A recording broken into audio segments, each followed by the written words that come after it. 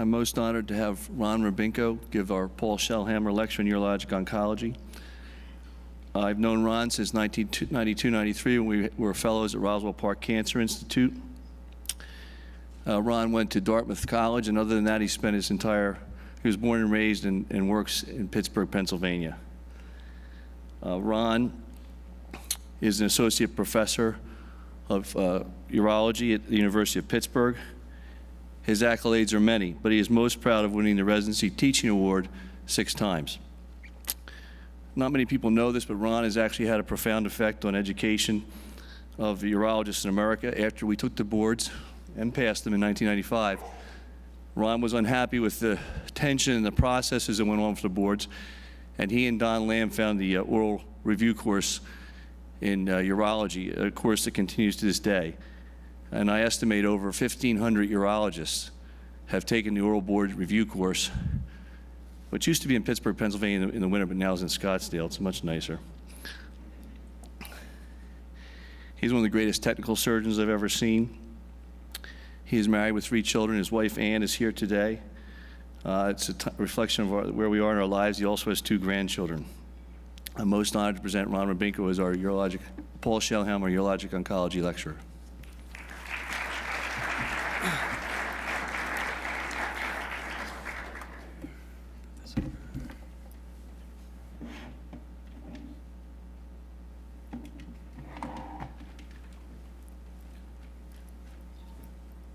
Thanks very much, Lou, for those kind words. And as soon as I get this little cable hook back up, get started.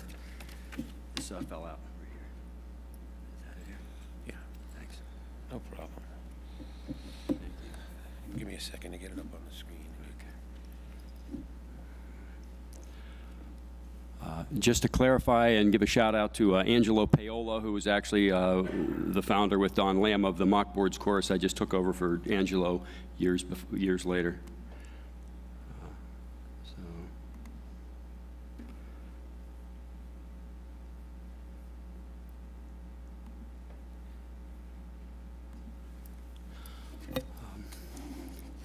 It is my great honor to be selected by Louis to talk and give this talk that's named after a giant in our field, Dr. Shellhammer. Dr. Shellhammer was a graduate of Notre Dame. He was then graduated AOA from Cornell University School of Medicine. He did his residency after that in Cleveland at the Case Western Reserve in Cleveland. He then served in Vietnam in the Air Force, came back and completed a fellowship at Memorial Sloan Kettering Cancer Center. And then he eventually became the professor and chairman at Eastern Virginia Medical School for many years. His accolades are almost innumerable. He was a trustee of the American Board of Urology. He's a president of the SUO. He was a president of this section in the past. He is on the AUA Board of Directors, and he was the president of the AUA from 2007 to 2008. So I am very deeply honored and really not deserving of giving a lecture in his name, but here we go anyway. The title of this is In Search of the Perfect Partial Nephrectomy. I'm going to talk mostly about kidney cancer and partial nephrectomies. And the subtitle is The Ramblings of a Urologic Curmudgeon. So I'm going to get diverted away from the topic occasionally, and that's why the ramblings. And the urologic curmudgeon is me. So for those of you not familiar with the word, this kind of sums it up. Old, surly, crotchety, grumbling, reminiscing, disapproving. The original curmudgeon in my life was my very first clinical rotation in medical school. Dr. Mark Ravitch was a real giant in general surgery, and he was my very first attending. I wanted to do so well in general surgery, and I showed up and Mark Ravitch as my attending. I was just terrified. But he was a brilliant man and actually ended up being a very nice guy. He was the pioneer of pectus repair of the chest, ilioanal pull-through, diaphragmatic hernia, and the achievement I thought was most notable was that he was a stapler smuggler. Back in the Iron Curtain days, he and a man named Felician Steichen were invited on a goodwill mission trip to Russia the Soviet Union, and as part of their payback for the Russians for being so nice to them, they stole their surgical staplers. Back in those days, the Russians were far ahead of America in the technology for gastrointestinal staplers, and they smuggled them out of the country and really allowed us to have them probably decades before we otherwise would have. The other, you're going to wonder, I know you're wondering, why is he talking about this guy? I'm getting to it in just a minute. He was the editor of a journal called Surgical Rounds, which I don't know if they even still have it, but it's a throwaway journal, a lot of case reports and, articles that aren't really all that important. But I would run to the mailbox. It came out every month, and I would run to the mailbox to get the copy when I knew it was coming out, because Dr. Ravitch's editorials were just so good and insightful. He, at the time of DRGs and Medicare and that sort of thing, and he would have really, really great insight as to the political motivations of people and cost containment and things that I really wish he were still alive today to hear his input. They were such well-written articles that they compiled them into a book that I think is still available online, and this is where I directly stole the term surgical curmudgeon, and these are a compilation of his editorials, a very entertaining read. So over this next hour, or hopefully less, I was going to discuss recent trends and opinions in urologic surgery, particularly kidney cancer, with which I, the curmudgeon, disagree. Now, you may ask, and rightly so, what gives me the right or authority to question these trends, or to give this named lecture in the first place? I'm not a department chairman, not a world-class researcher, I'm not widely published, I'm not known outside of Pittsburgh, I'm not famous or smart or even good-looking. But I did my fellowship training with the guy who decides who gives this lecture, and that's Louis Keeler. The other thing is that we are grand trainees, or sort of grandchildren, of Dr. Shellhammer. And this is a picture of us back in our fellowship days at Roswell Park. And Dr. Shellhammer trained the man in the middle there, which is Bob Hubin. The late Bob Hubin was a really, really excellent man, one of the nicest people you'll ever meet, would have ever met in your life. Treated his patients like gold. And he was Dr. Shellhammer's trainee, and then Bob went on to train me and Lou. So we are Dr. Shellhammer's grand trainees, which gives me one more credential for this talk. I've also trained residents and fellows for over 20 years, and I have a busy GU oncology practice. I've done an awful lot of cases for somebody who is really a no-name. I've done over 4,500 GU cases, mostly kidney, mostly open, but a lot of lap and robot too. And I've done a whole lot of partial nephrectomies, over 1,000 of them. And you may ask, how does a nobody get all these referrals? And I'll tell you briefly. One is a technique or a theory that Louis taught me many years ago, the 3 A's. And I tell the residents that you need to have availability, affability, and ability in that order, and you'll be busy. Also, stay in one location. Don't jump around. It takes at least 5 years, I think, to get a good referral base up and running. So don't change jobs every 2 or 3 years, or it'll take a while to get built up. And also be nice to your patients. In Pittsburgh in particular, and I'm sure many of your communities as well, another way to get busy is to have a lot of the disease that you operate on. And these are the risk factors for kidney cancer. And in Pittsburgh, we have the top 2 in abundance. This is a map showing the age distribution among the states in America. And the dark blue, of course, is the oldest of the states. And Pennsylvania is right up there with the best of them.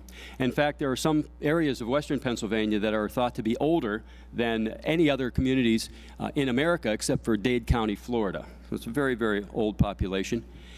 And this is just a tabulature form of the same thing. Florida, #1 oldest state, West Virginia, Pennsylvania, neck and neck right behind. And I would really argue that if you eliminate the eastern half of the state, western Pennsylvania would be at least #2, if not #1.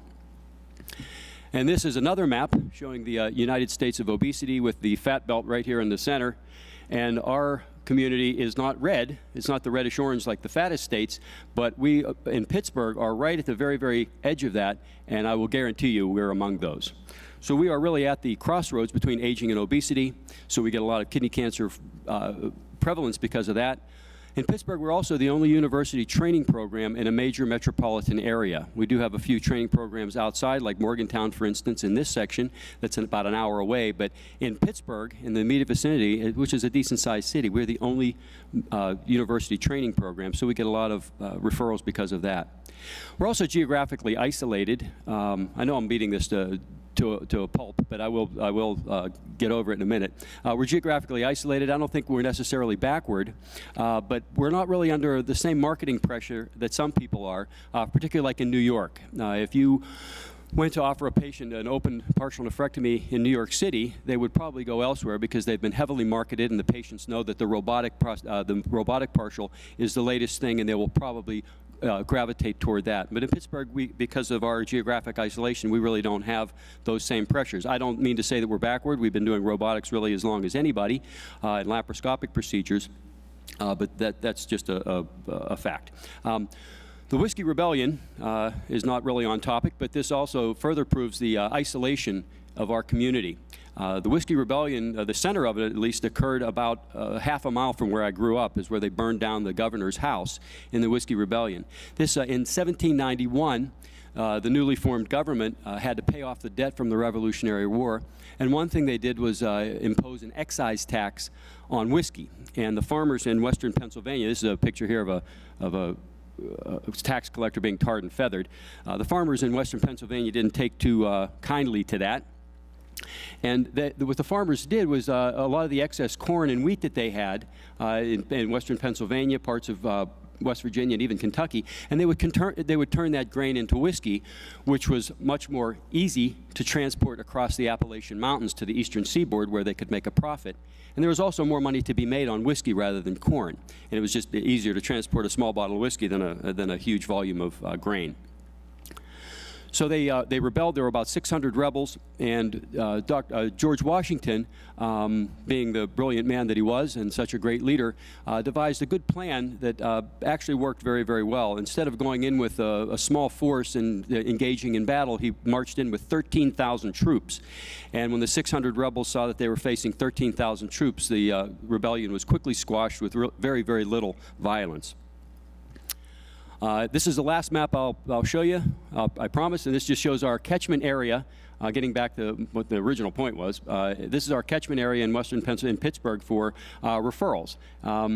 The border between Ohio, now you say, well, Cleveland Clinic's right here and Roswell Park is right here, but the state borders act as sort of an insurance barrier, so the insurance won't allow people to go to those places a lot of times, so we even get referrals as far north as Erie, and we take in a lot of northern West Virginia and this entire area here, which if you look geographically, at least not population-wise, but geographically, it's bigger than the entire state of New Jersey.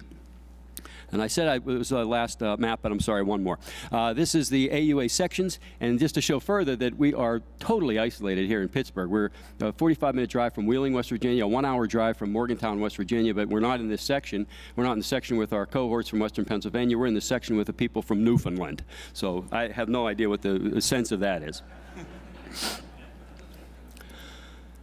The historical timeline of renal cancer surgery has a big gap in it. You can see that early on in the late 1800s, there was a flurry of excitement and a lot of development, not only in urology, obviously, but in general surgery and other surgical fields as well. Then there's a gap of about 100 years where really not a whole lot happened. Now, I'm not belittling the contribution of Dr. Robston and other great surgeons, but it wasn't the great excitement and technological advance that we see today. So since over the last 25 years or so, there's been just an explosion of new techniques and new processes with laparoscopic partials, robotic radical nephrectomies. And this partial nephrectomy explosion isn't just for minimally invasive approaches. Over the past 30 years, there's been a real increase, as everybody is aware, of the use of partial nephrectomy. When I was a resident in the mid to late 80s, the only people really doing a lot of partials in our area were at Cleveland Clinic and a few centers out west. Dr. Novick did quite a bit, but at Pitt, for instance, we only did partial nephrectomies for imperative purposes. So if you had a small lesion, 2 centimeters, 1 centimeter, 3 centimeters, they had a radical nephrectomy, believe it or not. If we did have an imperative partial, we usually benched the kidney, took it out, benched it, took out the tumor, cleaned up the kidney, and then auto-transplanted it. So a real big undertaking for a partial nephrectomy.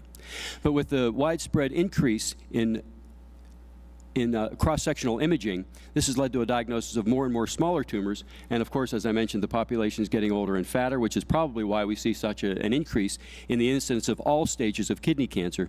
So therefore, the need for nephron-sparing approach, the nephron-sparing approach has increased quite a bit.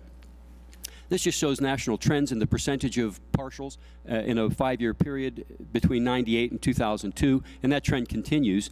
But you see in 1998 there was a 7.9% of all kidney cancer surgery was done as a partial nephrectomy, and that it just doubled in 5 years. And this is my own data, not that anybody cares, but just to show you that it's the same kind of a trend. In the year 2000, I did 1 partial for every 2 radical nephrectomies, and last year I did nearly 3 partials for every radical nephrectomy. This shows the same thing in graphic form. The red line is just all the radical nephrectomies, and the blue line is all the partial nephrectomies. And that has increased quite a bit while the radicals remain about the same. So I want to switch gears and get into the meat of what I wanted to discuss.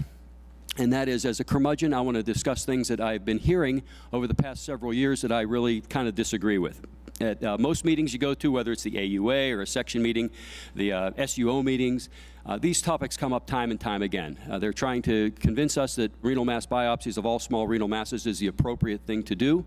We're hearing more and more about level 1 data ruling your practice, and there are some papers particularly that I want to discuss and maybe question.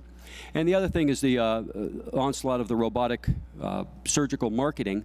And not that the robot has anything bad about it. It's a blast. I love using it.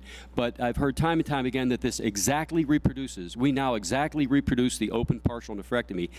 And I think that's not really true. The robotic nephrectomy, partial nephrectomy, really involves much bigger margins, as I'll show, and an increase in the prolonged worm ischemia time, which I don't think is exactly the way we do it as an open partial either. So first, let's talk about the biopsies. Now, the advantage of a small renal mass biopsy is that there is a low risk of seeding. Now, this is true with renal cell carcinoma only. This doesn't really apply to transitional cell carcinoma, as you know. So every study pretty much points out that the chance of seeding the tract is practically 0. So that's not a big concern when you're advising your patients. But knowing if this is a benign or indolent diagnosis can avoid surgery or ablation or any other kind of treatment, or even additional x-rays if you're going to follow that patient in some patients. And then I wrote below there, or does it.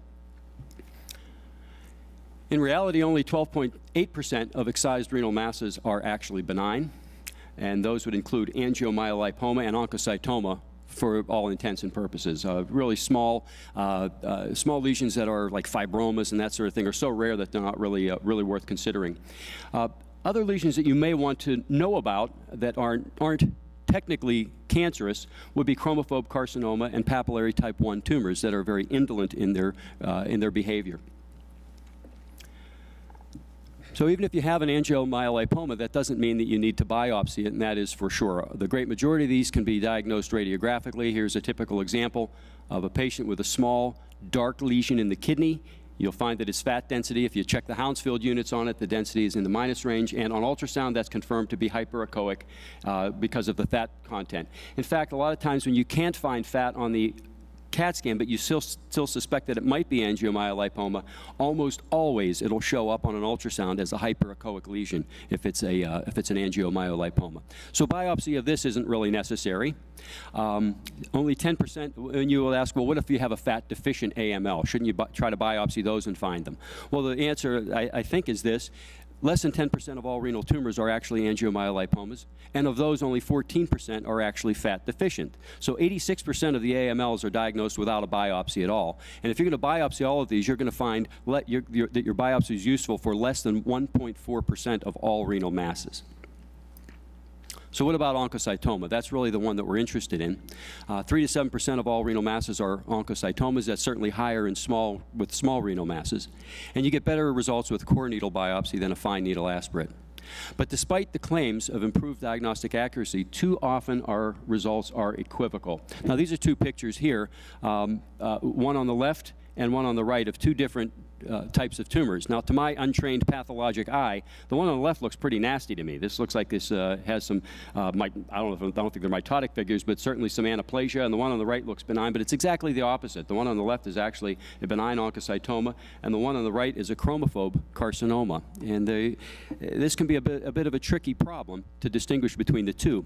And this is the typical results that we get at our institution. Now, keep in mind, it's the University of Pittsburgh. This isn't a community hospital with one pathologist who's only there on Fridays. We have very good site of pathologists, and it's a modern center. But nevertheless, even at our place, this is what we're getting. Typically, when I do a biopsy, I'm waiting to see what this biopsy report comes back, and this is what I get on my desk. Positive for neoplasm, renal oncocytic neoplasm. Okay, that doesn't tell me much. See comment. Okay, let's read the comment. The specimen consists of renal oncocytic neoplasm. The differential diagnoses include oncocytoma versus chromophobe renal cell carcinoma. The cell block material, blah, blah, blah. Recommend clinical and radiologic correlation. Well, that is just great. We'll have to go back and look at the x-rays. So this isn't anything for publication, but when I was preparing this talk, my residents did this for me. They quickly looked at the last few years to see what our results were at our center for small renal mass biopsies, and these are the results. Basically, like if you flip a three-headed coin, this is what you get. Non-diagnostic was a third of them. A third of them showed this, quote, oncocytic neoplasm, and a third were malignancies. Oncocytoma, we know, can coexist with chromophobe carcinoma. So that's always been an argument against doing needle biopsies, that you can miss these areas of chromophobe carcinoma. And this was thought to previously occur about 10 to 20% of the time. But a group recently from this section, the investigators from Fox Chase, show that that number is actually a lot lower than previously thought. And this is a publication from earlier this year. 4.2% of the oncocytomas that were biopsied were actually found or that were excised, were found to contain elements of chromophobe carcinoma. All of these were low-grade chromophobe cancers. None progressed or metastasized. Chromophobe carcinoma is indolent, but not necessarily always innocent. Presents at an earlier stage, you have a better prognosis than clear cell or papillary renal cell. It metastasizes far later, but it's not necessarily benign, especially if you have high-grade or sarcomatoid features. And if it does metastasize, it's less responsive to the common systemic therapies for renal cell carcinoma. So let's talk about the disadvantages of renal mass biopsy. Certainly, AV fistula and pseudoaneurysm are rare, but they can occur. It's less with a fine needle aspirate than with a core, but of course a core is going to give you more accuracy if you really want a diagnosis. Another is bleeding, not to be taken lightly, 9% in this one paper in the radiologic literature. In the bleeding, at least, they found that there was no difference in the core needle versus fine needle aspirate. There's obviously hematoma around this right kidney. Changing the appearance of the lesion is also not to be discounted. Usually your plan, if you're going to biopsy a lesion and find that it's benign or indolent, is to follow it and watch it. And certainly, if you do a biopsy, there's certainly a chance at 6 and 12 months or longer that you can have a distinct change in the appearance of that lesion because of some minor bleeding around the tumor. So that's to be considered. But I think an even bigger consideration is the cost. These are extremely common that we find small renal masses, obviously. And if you're going to tack on a big bill for a biopsy before you operate on all these or treat them, you're going to run up an incredible bill in an era where we really have to consider cost containment. At our institution, our pathologists gave me their charges, what they get for doing the gross and microscopic exam and then the immunohistochemical stains, and that comes out to $450 for every renal mass biopsy. That gives you, we end up with an equivocal result for $450. And these two centers out west reported their costs for the interventional radiology fee, and that was a lot of money as well. In 2005, this paper came out in the Journal of Urology, and a lot of us thought that this would put an end to renal biopsies because you wouldn't really need to do any, because you could figure it out with fancy techniques using your CT scans. And what this group from Egypt showed was that there was a considerable difference in the enhancement, the degree of enhancement between clear cell, papillary, and chromophobe carcinoma, and I put this here in a little easier to read format, that the change in the Hounsfield units between the non-contrasted kidney images and the corticomedullary phase was 108, 56 for papillary, and 22 for chromophobe, with very little overlap. So we thought this was going to be so great, but a couple years later, this group from Memorial Sloan Kettering had a much bigger series, and this time they incorporated benign pathology as well. Angiomyolipoma and oncocytoma are included here, and they showed, unfortunately, very, very little difference in the CT enhancement qualities between the three cell types. The only exception maybe is papillary renal cell carcinoma that doesn't enhance quite as much. So that went by the wayside. So in my practice, I hate to badmouth this because it is becoming, common, real common that you're supposed to refer everybody for a biopsy, but I really find the usefulness is only for large renal masses. If you question that there's lymphoma, especially if there's a lot of lymphadenopathy, it'll save the patient, potentially save them an operation if you get a biopsy of lymphoma and treat them with chemotherapy ahead of time. And for XGP, maybe. I mean, you're probably going to operate on XGP anyway, but if you have a biopsy ahead of time showing it's that, you'll know full well to give that patient a preoperative bowel prep, and you'll know to clear your day because you're going to be in for a heap of trouble that day when you take that kidney out. It's also useful if you are not planning on doing a cytoreductive nephrectomy in somebody who has metastatic disease. The kidney is often a big target rather than small metastatic deposits for the medical oncologist to have a histologic diagnosis so that they can then tailor their systemic chemotherapy accordingly. For small renal masses, biopsy is useful for proving oncocytoma in high-risk patients, and again, I don't use that very often. So done with the biopsies, we're on to another sort of pet peeve of the curmudgeon, and that's evidence-based medicine. Now, save all your booing until the end, please. Don't throw tomatoes at me. I know this is the holy grail of urology now, and I'm going to be accused of setting medicine back 50 years. But the U.S. Preventative Task Force Services Task Force showed that level 1 evidence, we all know the definitions of all these, but I just wanted to reiterate the definition of level 1 evidence, and that is obtained from at least one properly designed, randomized, controlled trial. And evidence-based medicine has been our recent holy grail. It now trumps common sense in not only kidney cancer, but also bladder and prostate cancer. I'm going to go over a couple of the more popular studies over the past few years. So I'm going to digress here a little bit and go talk a little bit about bladder and then prostate cancer, and then we'll get back to kidney cancer in a minute. This is a study that received huge notoriety. As you all know, the SWOG study, looking at neoadjuvant chemotherapy plus cystectomy compared with cystectomy alone for locally advanced bladder cancer. And this was out about a decade ago, published in the New England Journal of Medicine. And in this trial, MVAC and cystectomy were given to the one cohort of patients and cystectomy alone in the other. A randomized prospective level 1 study, 317 patients, and they showed improved survival in the neoadjuvant chemotherapy group, and it was almost significant in 77 versus 46 months. So do I recommend neoadjuvant chemotherapy in all my patients? No. And the actual comments from my residents because of that opinion is, you are a dinosaur. This article was in NEJM, for goodness sake. You are ignoring level 1 evidence. But I tell them that common sense prevails.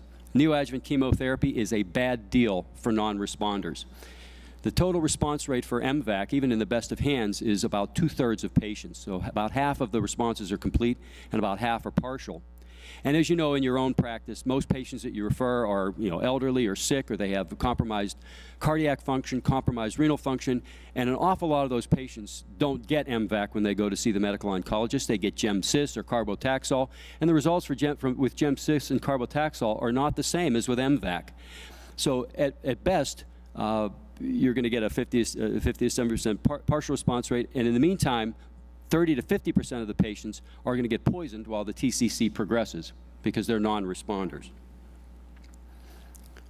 In this study in particular, patients in the cystectomy arm did not get chemotherapy. So this was not a study of neoadjuvant versus adjuvant chemotherapy. This was neoadjuvant chemotherapy versus no chemotherapy. And I really think a better study would have been neoadjuvant chemotherapy versus the judicious selective use of adjuvant chemotherapy based on the pathologic findings. So in real life, your patient comes back with microscopic nodal metastases, T3 disease, significant angiolymphatic invasion. You're going to refer those patients after a month or so post-op. You're going to refer them for adjuvant chemotherapy. So I'm going to change now to prostate cancer. This is another study that we're all very, very familiar with. The PLCO study, randomized controlled study of PSA screening versus non-screening. 76,000 patients, just a tour de force in our time. And there was no difference in the death rate.